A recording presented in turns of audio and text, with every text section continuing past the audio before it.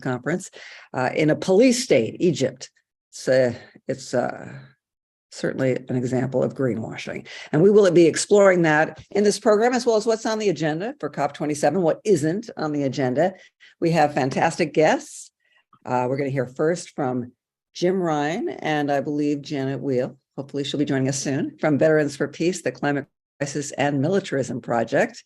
We'll also be hearing from Teddy Ogborn. Teddy, a New York activist, is our coordinator for our WING campaign. That's the War is Not Green campaign. We'll hear more about that. I will also be hearing from Sharif Abdel Khouddous, who's a famous journalist, was on Democracy Now! For years, has written for lots of publications. He is Egyptian. He'll be talking about the politics of Egypt. And we also expect to hear from Mohamed Ismail, another Egyptian, on what's going on in Egypt. So let's take a moment for a few updates. Medea, you're first. Updates. Well, yeah, you can tell us about Latin America. You can tell us about. So on the Cuba front, there's going to be a very important vote happening this week at the United Nations, when basically the entire world, except maybe the U.S. and Israel, come out and say that the U.S. embargo against Cuba is terrible and should be lifted. And we're trying to make a bigger deal about that vote this year, because it's the 30th year in a row that they've done it. And Biden said he wants it to live in a rules-based international order. And so here the international community is setting the rules and saying, lift this embargo. We also had a meeting at the State Department this week on the Cuba issue to urge them to take Cuba off the state sponsor of terrorism list after the elections.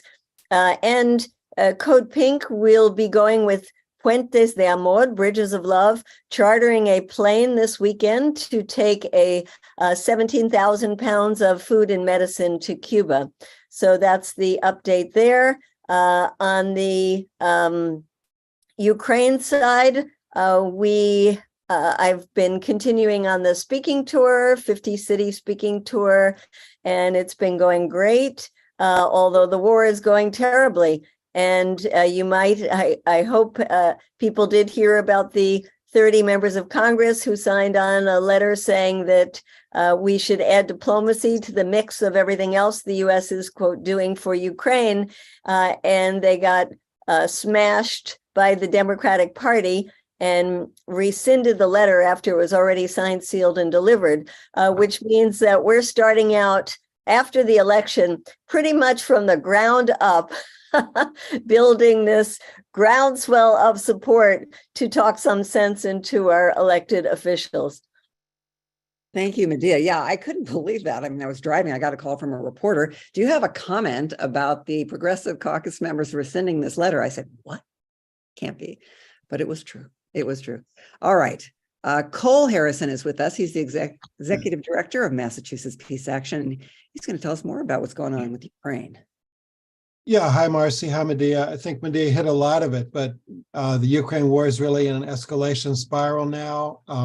Situation's getting more and more serious. And so we really need a political opening to look at diplomacy. Unfortunately, the Democrats have seized the mantle as the party of war. They've decided that the progressives are going to be stomped on when they try to talk about diplomacy. So it's grim. We have to find a way to break through, but we have, we're going to start again after the election. Yes. And I think that after the midterms will be a perfect time to really step on the gas, apply some pressure, because the word is that Congress, as part of a larger omnibus bill will be looking at passing another $50 billion for Ukraine, much of that for weapons and military training. All right, we are now going to start our program. We're going to go to Jim Rine of Veterans for Peace, who I've gotten to know over the last year or so, a great organizer. He doesn't say he's an activist, but I think he is. He's a strategic thinker. Jim Rine is the co-founder of the Veterans for Peace Climate Crisis and Militarism Project. Prior to that, he spent 35 years as a research geologist. He also served in the U.S. Army in West Germany from 1970 to 1973. Jim is currently an adjunct professor in the Department of Environmental Science and Geology at Wayne State University in Detroit, Michigan, and working to organize protests to address the problems with COP27. So Jim, you're on. Thank you, Marcy, and thank you to CODEPINK for allowing me to say a few words. So the Climate Crisis and Militarism Project has been working for over a year, trying to educate folks, both environmentalists and Veterans for Peace members, about the links between military and climate change. Now, just recently, we've gotten another component, the Stop the War, Save the Climate sort of wing. Jim Driscoll has sort of headed this up. It's actually a project that's getting veterans out there risking arrest to stress the links between militarism and climate change. It's getting some of its funds from the Climate Emergency Fund, which has been sort of in the news recently, or at least some of the projects that they're funding have been in the news. They're somewhat, they're helping out the art demonstrators or protesters, like over in the UK with the Van Gogh paintings and the protests there. We're going to be involved in a protest in Washington, D.C. on Armistice Day, the 11th. We're going to be also doing an action on the 14th in New York City. And we're going to be hopefully doing an action on the 16th in Boston. You can, if you go to our Climate Crisis and Militarism Project website, which is at Veterans for Peace, you can see a listing of those projects and the contact people. And again, what we're trying to do, these actions are going on during COP27, is to try and stress to everyone that the military missions need to be reported to the IPCC, to the UN. That's going to be one of the themes, especially in New York. We hope to protest outside of the UN headquarters. So that's essentially a few words about what we're doing. Thank you so much. Jim Rine, one of the co-founders of the Climate Crisis and Militarism Project of Veterans for Peace, and they're online. They have a terrific website that Janet Weil has worked a lot on, and she's going to give us another update on COP27 and what the environmental movement is doing about that. Janet is a military family member. She's a retired adult educator. She serves, as I mentioned, on that project. She also edits the newsletter and blog for Extinction Rebellion in Portland. Welcome, Janet.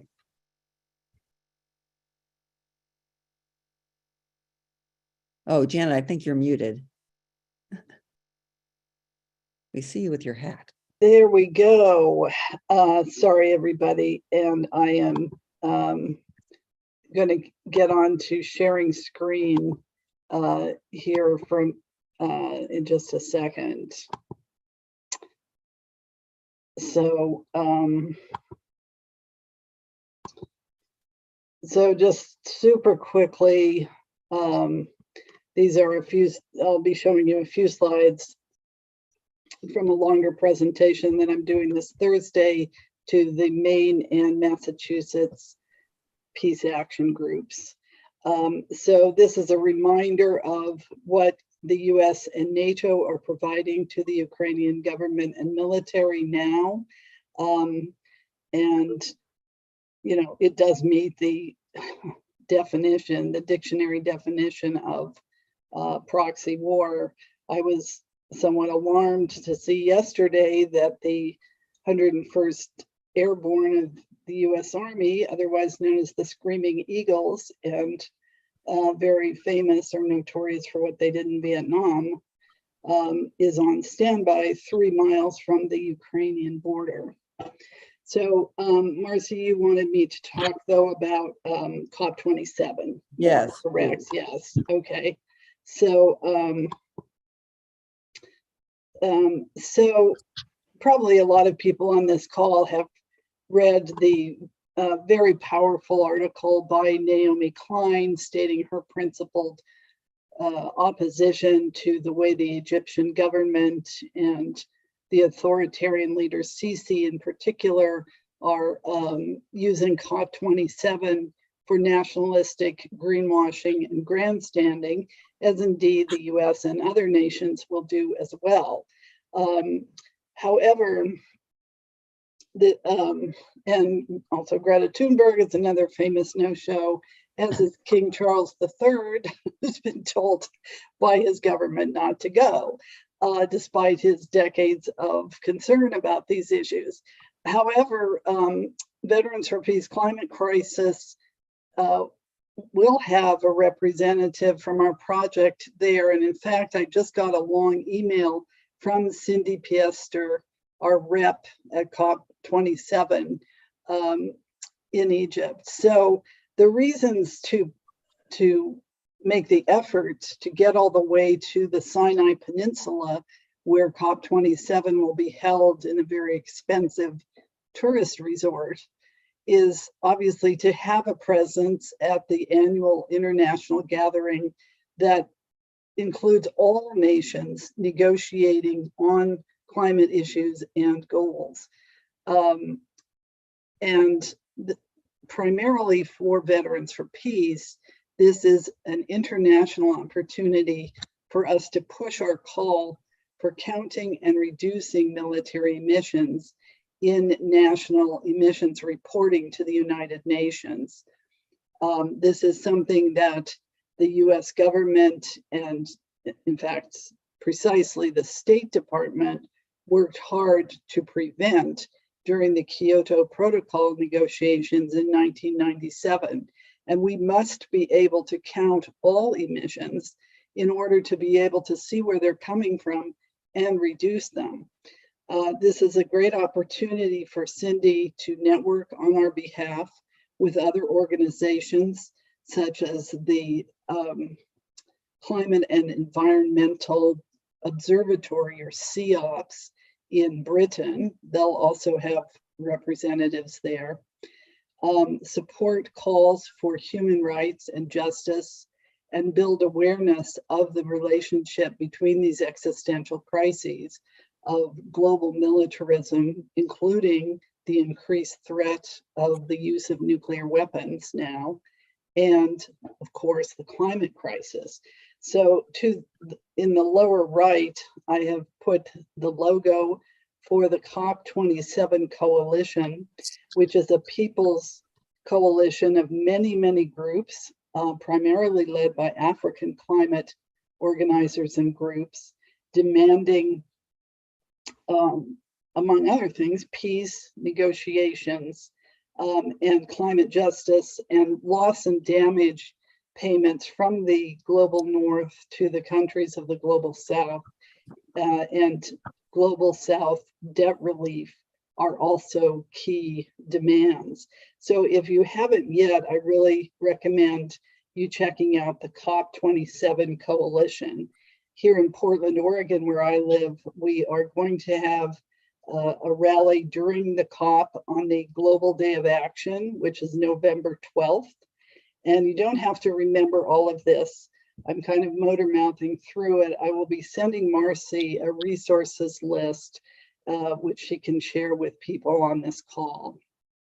Great. And the other thing that I want to point out is that at COP27, there will be the putting forth of a proposal on the national level. I believe Costa Rica is going to be the country to put this forth, that the UN stop excluding military pollution and specifically greenhouse gas emissions from climate agreements.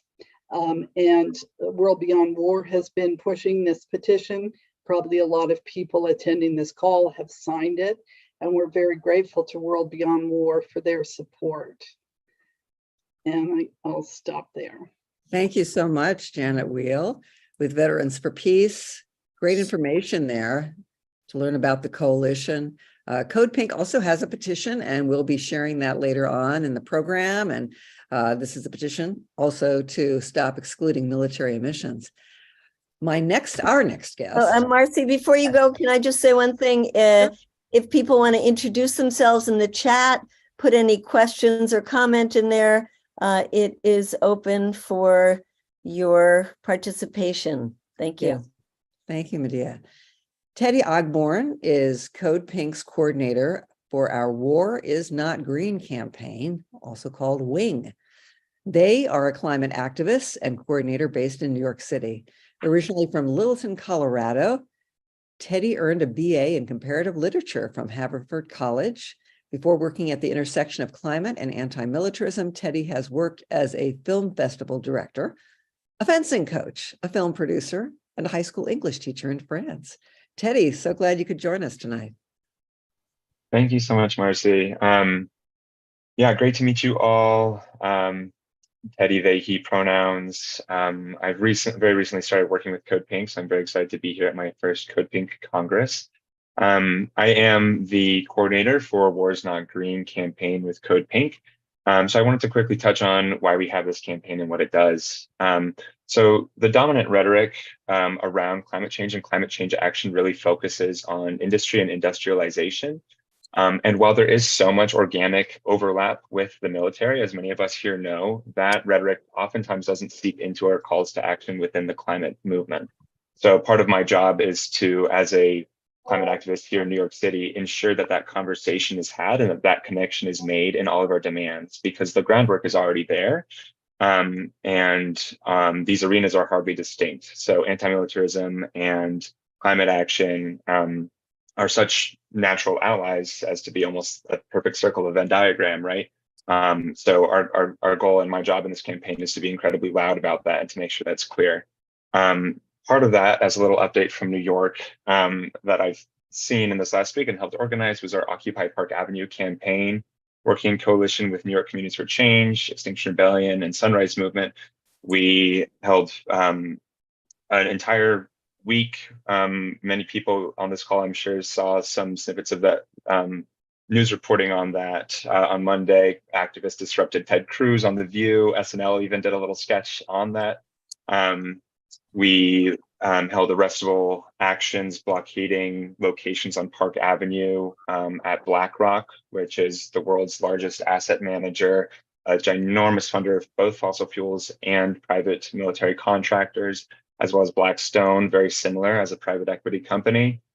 And so this last week was incredibly encouraging for me as a wing coordinator, and that we had so much success tying these issues together, and for people to see, the vast expanse of the consequences of these, both the billionaires that we were spotlighting, if you will, as well as the corporations that we focused on, like BlackRock and Blackstone and JP Morgan Chase.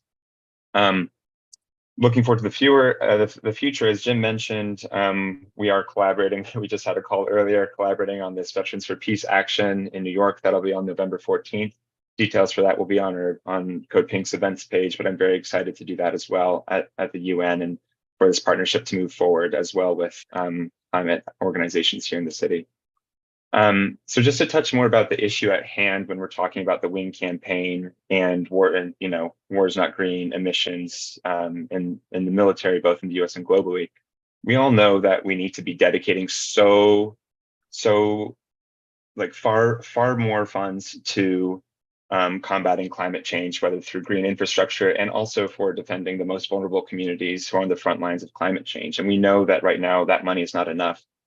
Right now, one of our biggest obstacles is the ginormous opportunity cost we're facing here in this country, where annually we dedicate $800 billion to funding and fueling the planet's largest single emitter of fossil fuels. It's actually a double opportunity cost in that way, right? It's committing us to further carbon emissions, methane emissions, and all of that money, $800 billion, should be going towards safeguarding our communities and our planet against climate change. So this is a huge and daunting task, and it's the goal of this campaign. Some more facts on that subject. In 2022 alone, the US will spend 2 times per day the amount of money on military than it does in an entire year on climate change. That obviously needs to stop. As I said, the Pentagon is the largest single institutional emitter in the US, the largest emitter as a military in the world, an institutional military in the world, emitting over 100 billion tons of carbon dioxide per year. It emits more than most countries on the planet, our Pentagon does, which is a staggering fact that when I tell people oftentimes in the climate movement, they are surprised by, even though they are so well educated on many other facets of the climate movement. Globally, militaries are responsible for 6% of all greenhouse gases, which is an enormous portion. And as I said, the Pentagon, our own US military, holds a huge amount of responsibility to that. And as such, it's been estimated by climate scientists that no real meaningful progress can be made on climate change if we do not curb military emissions immediately. Dr. Nedesi Crawford, who is a preeminent scholar on the subject, having written the book, The Pentagon, Climate Change and War, has written that we are locked in a cycle of acquisition of fossil fuels and the protection of that acquisition. We all know that to be true in our involvement in the Iraq War and in the Persian Gulf. And it's a deadly cycle that we're currently locked into that needs to be broken immediately. Also, even if we do choose to argue, if someone chooses to argue for US militarism outside of the context of climate change and as though we need the US to be a secure nation, that's also a ridiculous claim. There's a whole suite of arguments to be made against that, in that climate change makes our nation so much less secure, and we are seeing that all of the time. 10 years ago was Hurricane Sandy. That's what Occupy Park Avenue was meant to commemorate. We had 43 deaths here in the city that wouldn't have happened had the storm not been exacerbated by climate change. And it's estimated that $8 billion more damage was caused by the storm than it would have had we had not, had there not been anthropogenic climate change influencing it. Unfortunately, the US military has actually long been aware of the impact of climate change, but only within this context of securing national interests. In the 1950s, Pentagon scientists were well aware that the Arctics were warming, the Arctic Ocean was warming as a result of fossil fuels, but this was only framed as a threat because it would allow the Soviet Union to then navigate the waters north of us, right? We were in this paradox where this hugely funded institution in our country, and what gives American politicians this idea that we have the right and the might to police the world, is actually making us so much less safe. And so part of our goal here is to break that paradox, to speak logic to this chaos, and to end military emissions. The obvious solution would, of course, be to count military emissions among those that we are trying to curb and cease via the Conference of the Parties, the COPs. But as has been alluded to earlier, and we'll talk about more, that is not the case right now. Military emissions are currently exempted completely from discussions and agreements at COP, which, given everything that I've just shared, is absolutely absurd. It locks us into a climate changed future and disaster for our species and the exacerbation of tensions globally. Some context for past COPs. So, as was mentioned before, in 1997,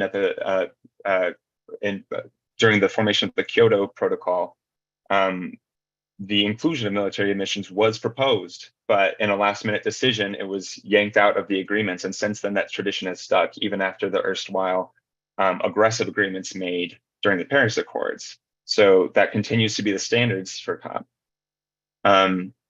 And COP oftentimes fails us in this way, and that is why people are so jaded about it, right?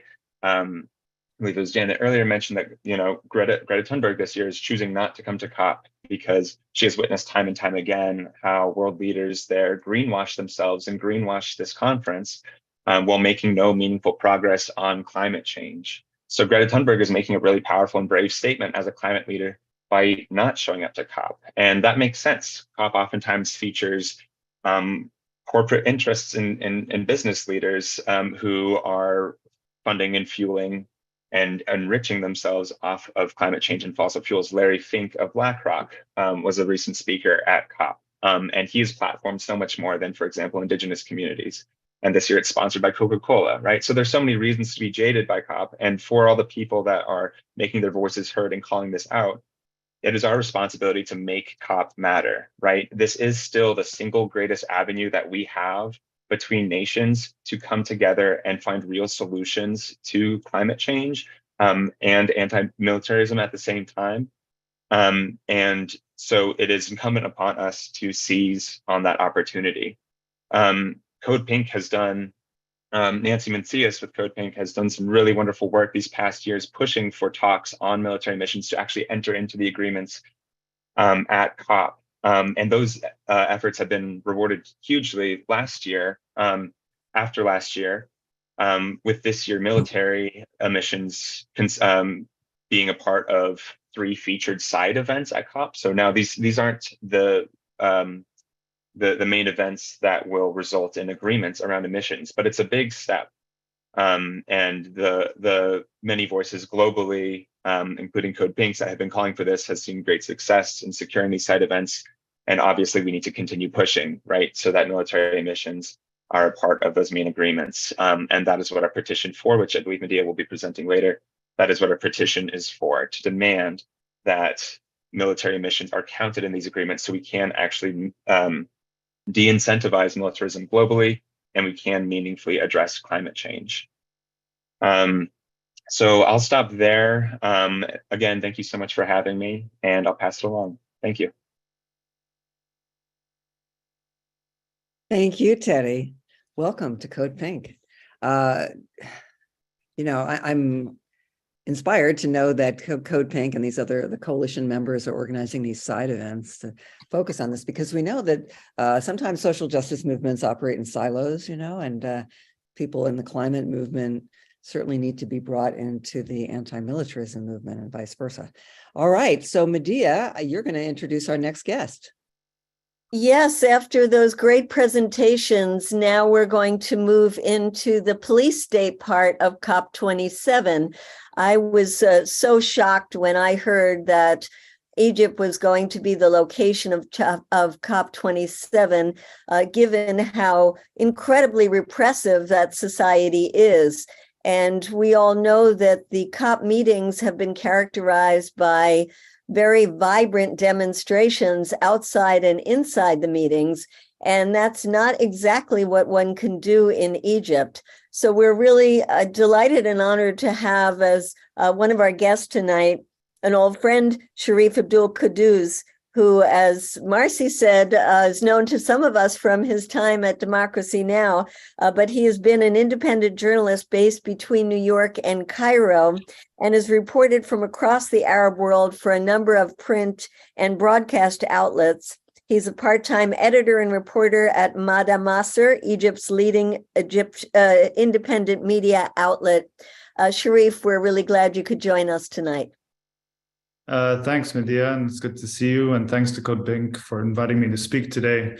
I think what would be useful is to just first paint kind of a very quick overall picture of what the repressive state looks like in Egypt, and then maybe focus on the COP itself. So as many of you know, the 2011 revolution, which was very inspiring and led to and reverberated around the world with the Occupy movement, Indignados in Spain, in the UK, really across the globe. That revolution was followed by a very harsh and brutal counter-revolutionary wave, which kind of, the revolution was crushed in 2013 by the military and by then General Abdel Fattah al-Sisi, with a reinvigorated police and security apparatus taking over.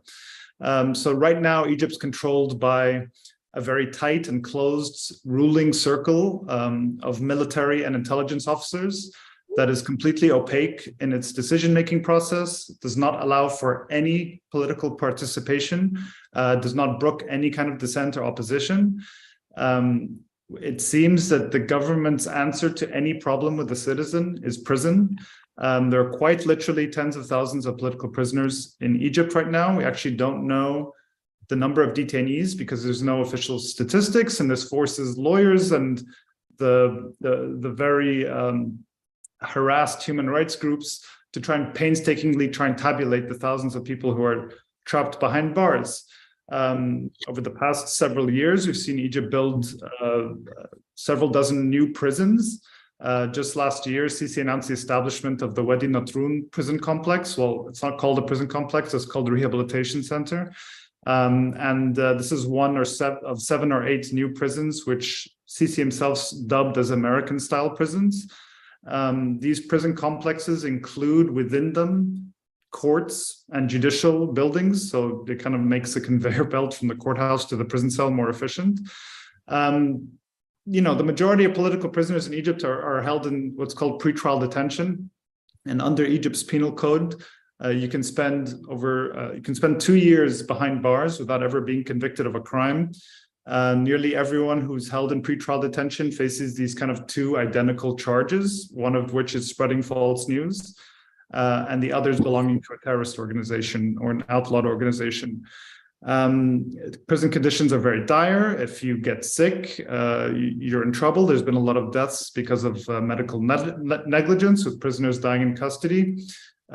Torture and other forms of abuse by the security forces is widespread.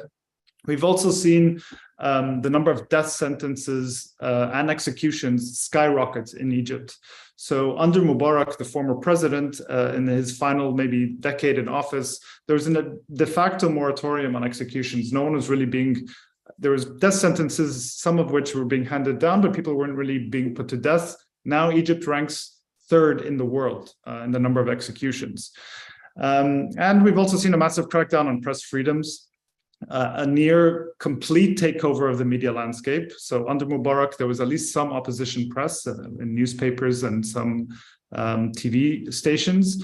But now the regime very tightly controls the press through censorship and also through acquisition. The General Intelligence Services, which is the intelligence apparatus of the military, has become the largest media owner in the country. So they own newspapers and TV channels. And independent journalists, like the place that I work from, Adamas, we operate on the margins in a very, very hostile environment. Egypt's the 3rd largest jailer of journalists in the world, and it imprisons more journalists on charges of false news than any other country in the world. So basically, the regime sees any citizen really as a nuisance or a threat. And any forms of protest or public assembly are banned. They carry very stiff prison sentences. We've seen mass arrest sweeps happen whenever there's any kind of public demonstration. And we've also seen an unprecedented crackdown on civil society, with human rights organizations and economic justice organizations being forced to scale back their operations or operate really kind of underground.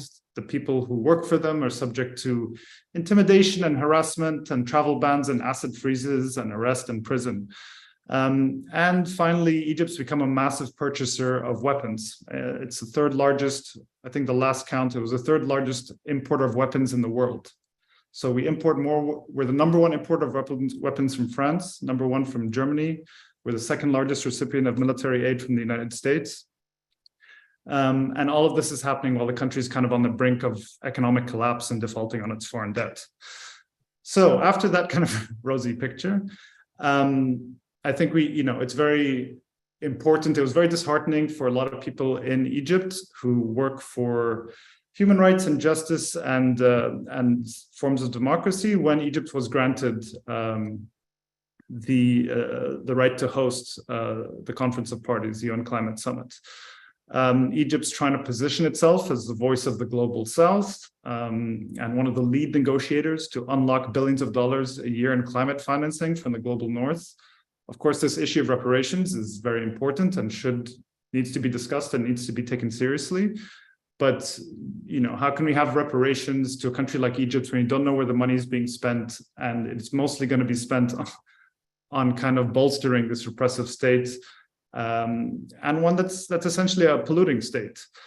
As Naomi Klein put it in that great article that was mentioned before, the summit's going beyond greenwashing a polluting state, it's greenwashing a police state. So I think what we can expect at the summit in Sharm el-Sheikh is very carefully managed theater. So, as was mentioned before, we all know the problems with the UN Climate Summit, rarely amounting to anything getting concrete actually happening, with kind of a lot of climate negotiations happening and climate diplomacy, but they are also very important convergence points of dissent and convergence points for different groups to come together in the climate justice movement. And you have protests always inside and outside the conference. This will not be the case in Sharm el-Sheikh. Okay, so Sharm is a resort in Sinai that literally has a wall around it. It can be very tightly controlled, and it will be. There's actually the space that's been designated for protesters is built, from what we understand, it's a purpose-built area out near a highway that's away from the conference center or any other signs of life. So, you know, holding a protest there, I don't know if it'll actually be effective.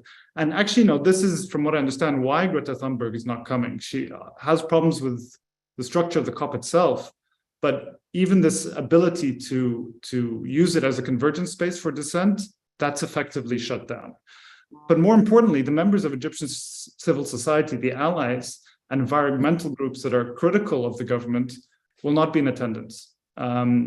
Those that manage to be will have been vetted by the government and will have to be very careful in how they operate. The others are these are the people that are in prison or subject to various forms of legal repression and harassment. And, you know, in a departure of normal UN rules, all the local partners that are being allowed to attend the COP have been vetted and approved by the government. The conference itself is going to be very highly surveilled. So the government created this app that, you know, you can download to use as a guide during the conference. But to do that, to use the app, you have to put your full name, your email address, your mobile number, your nationality, and your passport number, and you have to enable location tracking. I don't know why anyone would do this, but I think you'd be surprised the number of people who would. And Amnesty International technology specialists have reviewed the app and flagged all these concerns about surveillance and its ability to use the camera and microphone and location data and Bluetooth and so forth. But I think what people need to also understand, what's been happening in the past week alone, we've seen an intensified crackdown and a massive arrest sweep in the run-up to the climate summit. Hundreds of people have been arrested, by some counts 500 or 600. They've been arrested off the streets, from their homes, from their workplaces. Scores of them are being held in pretrial detention on those terrorism charges and being added to what's been dubbed the climate revolution case. They're being questioned about a supposed protest. There's been calls for protests. It's unclear where they started, but I think from people outside of Egypt, for November 11th. So it's the 11/11 protests. And everyone in Egypt, all these people are being arrested and asked about 11/11. Are you going to take part? Who is organizing it? And so forth. There's a massive security presence in Cairo and other cities across Egypt. Police are stopping just random passersby. And this has happened before in times when they panic a little bit, forcing people to bring out their phones, unlock their phone, open Facebook, open WhatsApp, and they look through it. And if they find political content that they find problematic, they arrest you. So this is happening right now as people are preparing to come to the COP. Just the other day, actually, and you know, it's not restricted just to Egyptians. There was an Indian climate activist who was detained in Cairo just the other day. He set off on this like solo climate justice protest march, and he aimed to walk several hundred kilometers to Sharm el-Sheikh. He was held overnight and detained and questioned for several hours. He called an Egyptian lawyer friend. When the Egyptian lawyer friend came to the police station, they detained him and held him overnight as well. So this is kind of the environment that we're coming in. And I mean, I can speak more about maybe later about Egypt's kind of the military's role in you know, pollution and all of these things. But I just want to end in this segment to talk about, you know, all these government officials and delegates and members of international civil society groups are coming to Sharm el-Sheikh. Egyptian civil society has not called for a boycott, but they have called for human rights and specifically for political prisoners to be at the heart of the negotiations. For these things to be linked, we can't ignore them. And there's thousands of political prisoners like Abdelminam Abdel Fattouh, who's a former presidential candidate, a blogger called Mohamed Oxygen, Mohamed Bakr, who's a lawyer, Marwa Arafa, who's an activist from Alexandria. But I just want to end also on the case of Ala Abdel Fattah. Ala is probably Egypt's most famous prominent political prisoner. He's been behind bars for much of the past decade. He is in prison for his ideas and for the versatility of his mind. And because he's come to represent change, he's an icon and a symbol of the 2011 revolution. And I think imprisoning him for the regime is seen as setting an example for everyone else. And that's why there's been a lot of campaigning around him, because to get him out would also represent some kind of real change. Ale has been on a hunger strike. So last year, Ale, I can talk about his prison conditions maybe later, but he had very, very difficult prison conditions. 2 years without a book or any reading materials of any kind, wasn't allowed out of his cell, didn't even have a mattress to sleep on, just completely deprived of anything. And he for the first time expressed suicidal thoughts. But on April 2nd, he decided to go on hunger strike as an act of resilience to protest his imprisonment and to call for certain things. So he's been on hunger strike for 7 months now. He started with a hunger strike, just water and salt, which is a style of hunger strike Egyptians learned from Palestinians. And then in May, he was transferred to a different prison, to this Wadi Natrun prison, the rehabilitation center. And there his conditions improved a little bit. He got access to books and so forth. And the campaign for his release, he decided to go on a Gandhi-style strike and ingest 100 calories a day. For an average adult, you need 2,000. So it's very meager. He takes like a spoonful of honey in his tea. He's been doing that since May. But he just, in a letter to his family the other day, said today was his last day of doing that. So he's gone back to a full hunger strike. And on November 6th, on the eve of the Conference of Parties, on the eve of the UN Climate Summit, he's going to stop drinking water. And so the body cannot last without water for more than a few days. So he is basically organizing us. He's making us, everyone outside, act, because he will die in prison. If he's, either they release him or do something, or he will die.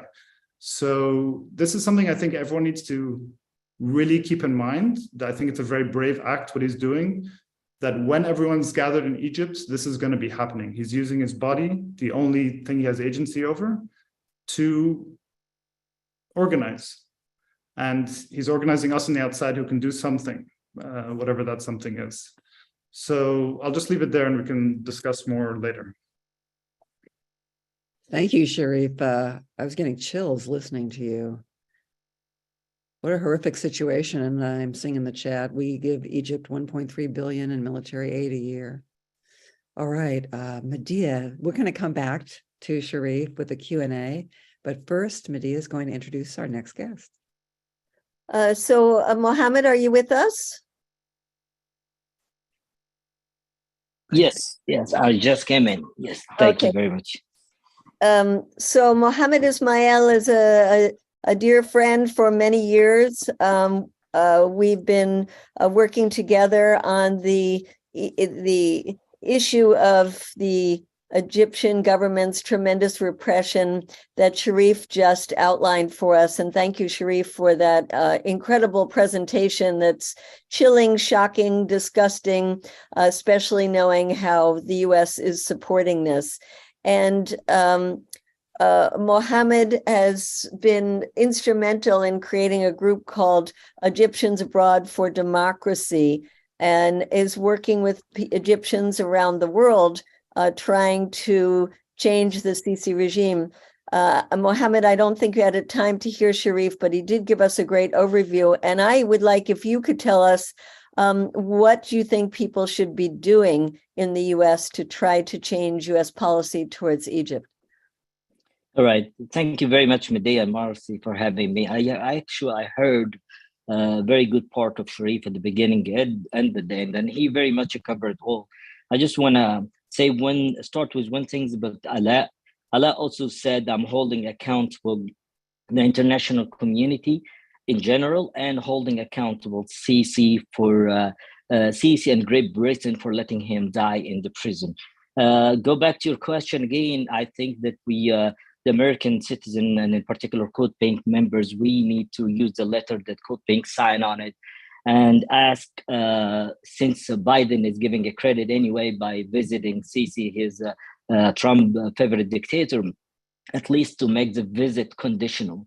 We have a lot of leverage in the United States to free the 60,000 plus prisoners if we all work together. Unfortunately, before I come here to talk to you guys, I asked my friends in Egypt on the ground, I said, what do you want to say to the people there? And I'm going to be in a big meeting with a lot of well-known people in United States, and they influential as well.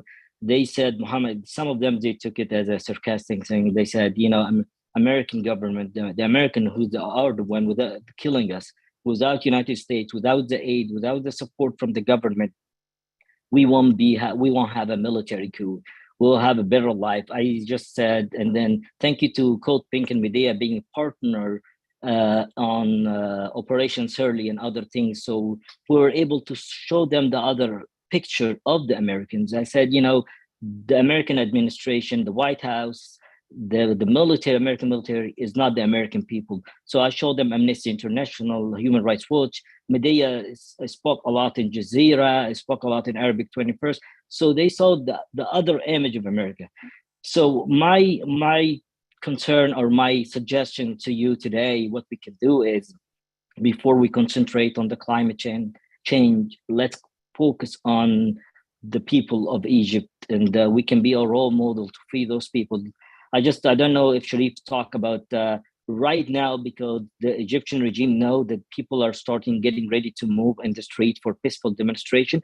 They are arresting thousands of Egyptians right now. We have a lot of Egyptians right now behind bars because they're thinking to go at November 11, the day that Biden visiting Egypt so they're going out to the street. So preparing to that, Sisi is starting to arrest the people.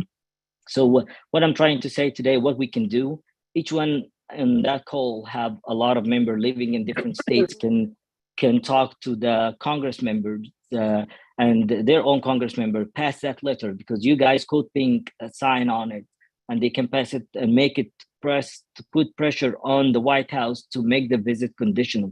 Trust me, he can. Sisi recognition to him. He is afraid of two things: the international community, and especially United States, and the Egyptian military. He doesn't afraid of the Egyptian people, since he has the military and he has the power in his hand. But if the Egyptian people moved in the street with the support of the international community, and I'm talking in particular United States, will be able to move and have actions. So again, what I'm thinking is we're having a protest in front of the White House, I think starting on the 7th, 8th, 9th, and 10th. So I'm asking everybody who can join the protest in Washington, D.C. would be great. If anybody can take that letter and change it to petition and pass it on to the Congress members, to the State Department, to the White House, we'll really appreciate it.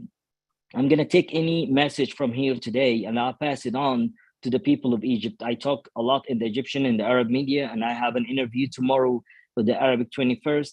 And also Alan from PDA had an interview yesterday. He talked very well about support the people of Egypt.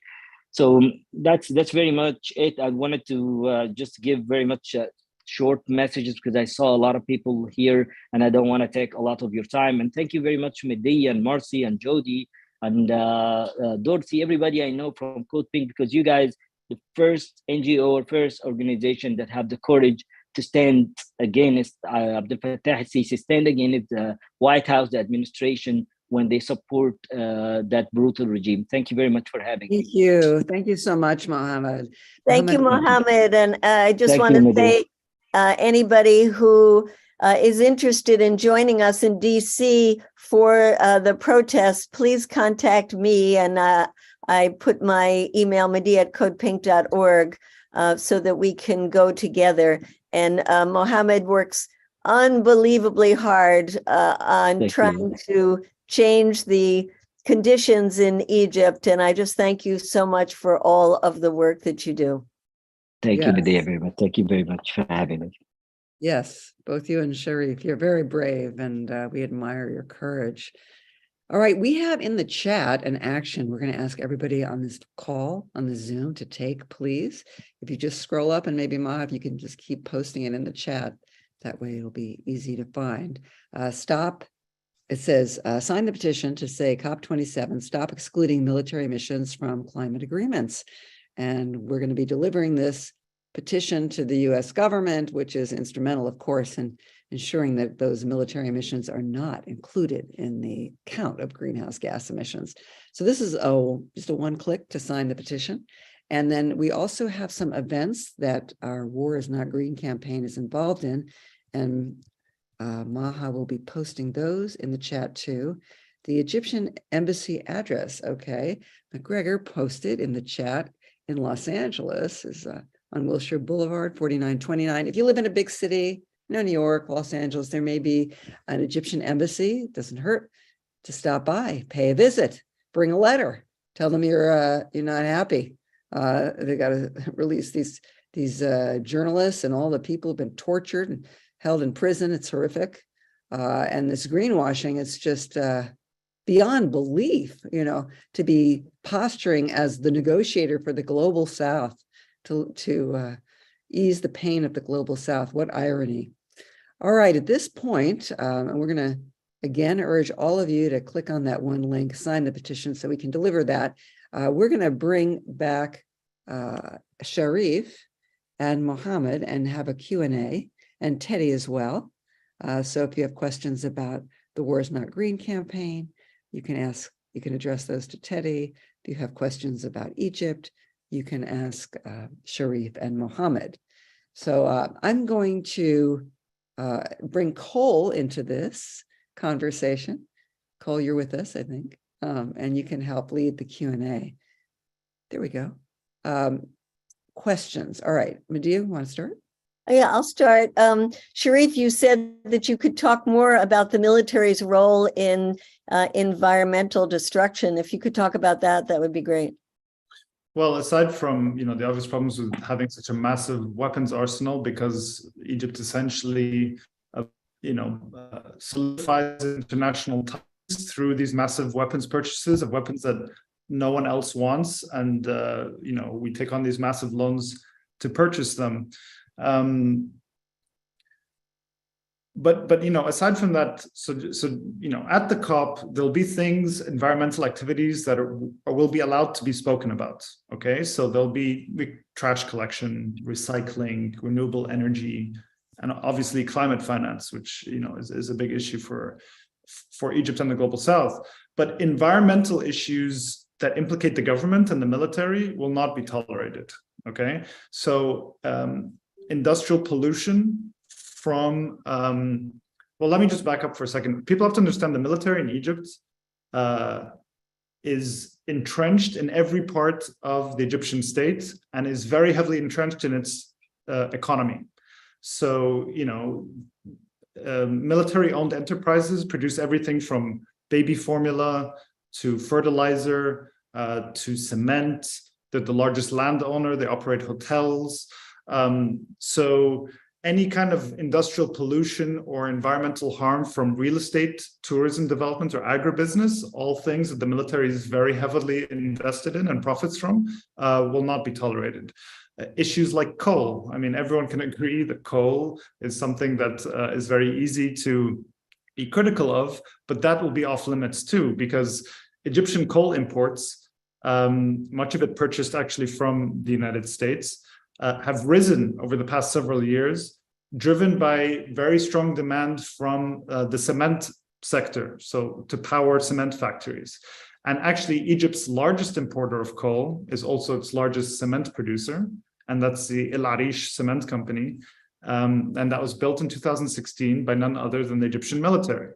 And then, we've seen massive amounts of cement being poured into Egypt's natural environment. Over the past several years, the government has built nearly 1,000 new bridges and tunnels, destroying acres and acres and acres of green space and cutting down thousands of trees. They've gone on this crazy construction spree, building a slew of new cities, including a new administrative capital in the desert east of Cairo. Egypt's also Africa's second largest gas producer, and it's actively scaling up its oil and gas production and exports, again, which military and military intelligence is heavily involved in. So these are just some ways that the military is very invested in various forms of power and energy that are harmful to the environment. And so those things will be off the agenda, and any kind of climate financing won't, any kind of reparations won't be channeled towards, I think, tackling those issues. Thank you. Sharif, you've really given us a very detailed picture of how deeply entrenched the military is in every aspect of Egyptian society. Cole, your question. Well, my question, I'm not sure who I should direct it to, I guess Teddy or anyone, is the impact of the Ukraine-Russia conflict on the climate. We're hearing in Europe that they're postponing their climate goals, they are returning to coal burning and so on. So is this a qualitative hit to climate change efforts, or is this a small hit? What do we know? Well, to respond briefly to that, from what I've read in the recent few days on the subject, is that on the global scale in Europe, dependence on Russian gas and oil has dropped, and also thus dependence on oil and gas generally. Renewables are making a showing in Europe as a result of that dependence being lowered and being curbed. However, Russia's exports and how it funds its war chest, as recently reported by the New York Times, has actually increased since the war. So they've simply moved where their exports go. Much like a very good portion of that now flowing to China. So that's how I would briefly respond is, while it may have accelerated in some ways transition to renewable energy in Europe, I think part of the worry was that would simply be replaced by other oil and gas exporters. But Russia itself is finding other homes for and other importers for its oil and gas. And then of course you can't discount the untold amount of direct environmental damage caused by bombings as a result of the war and use of military jets and drones. But if others do have perspective on that, I would be excited to hear as well.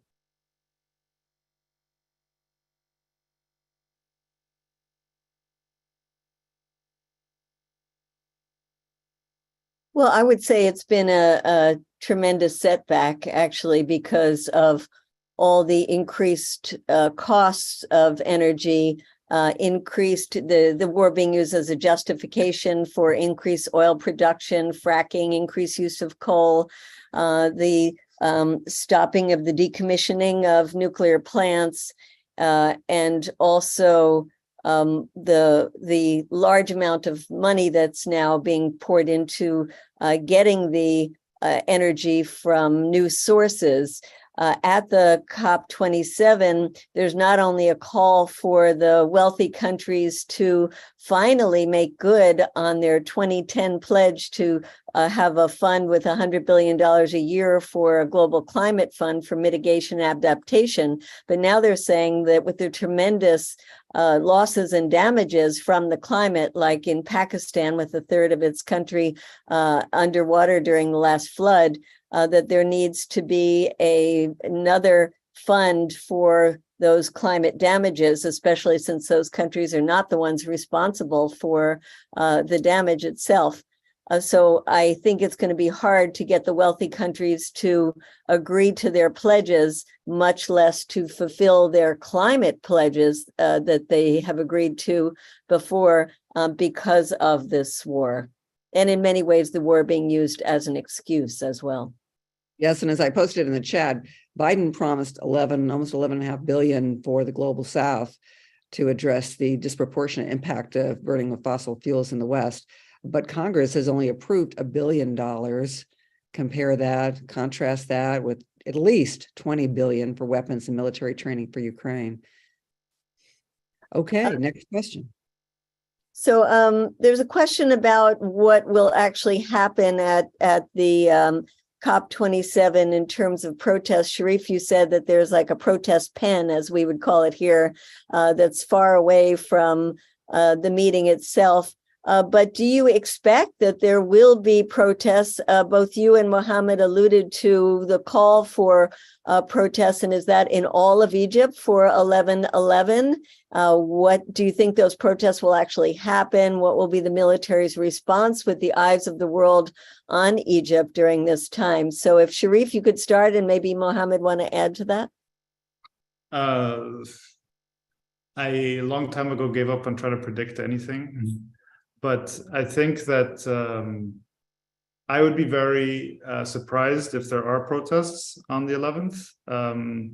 It's unclear where the call started from these protests. I think a lot of it's being driven from outside of Egypt, and there's a real effect of that, something like that, if it's not properly organized, on people inside Egypt. And as we're seeing, hundreds and hundreds and hundreds of people are being arrested. And there's a massive crackdown right now. The security apparatus was very surprised in September of 2019 when a former military contractor turned whistleblower who exposed kind of army corruption in these videos that went viral. He called for protests and no one expected them. And he was outside of Egypt in self-imposed exile in Spain. And there was significant, they weren't massive, but there were significant protests. But what followed that was the biggest arrest sweep of Sisi's time in power. 4,000 people were arrested, including Ala, and they just kind of went and arrested everyone who had been arrested before, and a lot of other people. So the efficacy of protests, I don't know that it's the best way to kind of mobilize for change right now in Egypt. And also they seem to be so paranoid right now because they also just liberalized, they floated the currency. The Egyptian currency has lost 30% of its value since the beginning of the year, precipitated by the war in Ukraine and other factors. So the economy is really on the brink. Inflation's gone out of control. People are getting poorer and poorer. So that combined with these calls for the protests have prompted this preemptive crackdown.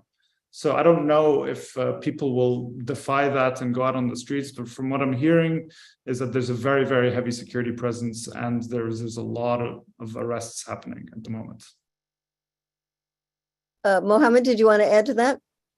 Yes, I mean, I'm like Sharif, I cannot predict, but what I can tell you different this time is the people in Egypt this time, they have the courage to talk, and they talk getting their face out in the cameras and say in groups and say, we're going out in 11/11. This has never happened before. And then the difference to the deep state, you can tell a lot of people from the deep state that Mubarak state are, they're tired of Sisi's regime, and they even start talking as well. So we have a lot of factors are different this time, but can I predict that these things will happen? You know, as Sharif said, we all afraid to predict. Yes, the call is from outside. The only way you can have the call to the people of Egypt, you have to be outside of the country. Otherwise, you won't be able. If the first day you're going to speak up to the people of Egypt, the second moment you'll be arrested. I feel different this time, but I'm just going to tell you, if a group of people able to move, I would say at least 100 people start take the first shot and get in the street, thousands of thousands is going to go in the street, and this will be the beginning of the end of Sisi's regime. I'm done speaking. Thank you.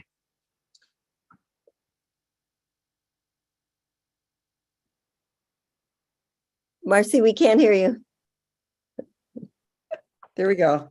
Yeah, it's very grim to hear the description of the tortured and the jail, the mass arrests inside Egypt. So as Mohammed said, it's really incumbent on us who do not live in Egypt to raise these issues right now as COP27 gets underway November 6th through the 18th. All right. And Teddy, you had a couple of events that you wanted to share with everyone?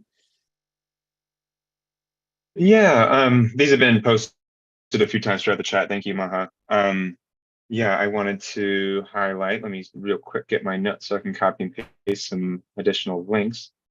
Some upcoming actions. So down in DC, as was mentioned before, Veterans for Peace on Armistice Day, November 11th, will be leading an action to make this demand that our petition makes to stop excluding military missions at COP 27 and all COPs going forward. So here's that link once more. And then we will have links for the Veterans for Peace action happening on November 14th, just 3 days later here in New York City. Those details will be on our CodePink events page tomorrow, as will the Choose Action Now Youth Climate March in response to COP happening in San Francisco on November 10th in Embarcadero Plaza, 10 a.m. And then I will post once more, or Maha, if you have that link handy, for Fire Drill Fridays in DC with Jane Fonda. Those are coming back. That'll be on December 2nd. So if people go to codepink.org, they'll find all of this. Yes, yeah. Those that, and also I have a whole list of other Veterans for Peace actions happening nationally that will be up on our events page tomorrow. Wonderful. Thank you so much, Teddy. Thank you all for what you've brought to us tonight, all this information. You know, I think we each have to act in our own, within our own sphere of influence, but also in terms of what we can do, where our reach is. After I finish this, I'm going to go on Twitter and I'm going to tweet to the U.S. ambassador to Egypt that I want, whoever this person is, Mohammed probably knows, I want this person to speak up and speak out and demand that these political prisoners be released. Some of you may go to the Egyptian embassy, others, hopefully you're all signing on to that petition that will be delivered. We've all got to do what we can do, right? So let's unmute and thank our guests. Thank you so much. Thank you. Hey, everybody. Thank you. Yes. Thank you very much. Thanks, Sharif. Great job. Thank you. Thanks, Mohammed and Teddy. Thanks so much. Yes. Thank All right. you. So we're going to close. If you want to save the chat, it's the 3 dots at the bottom. We'll be back always the first and third Tuesday of the month. So next it's November 15th. We'll be looking at the impact of the midterms on foreign policy. Okay. Take care. Bye. Bye. Bye. God bless everyone.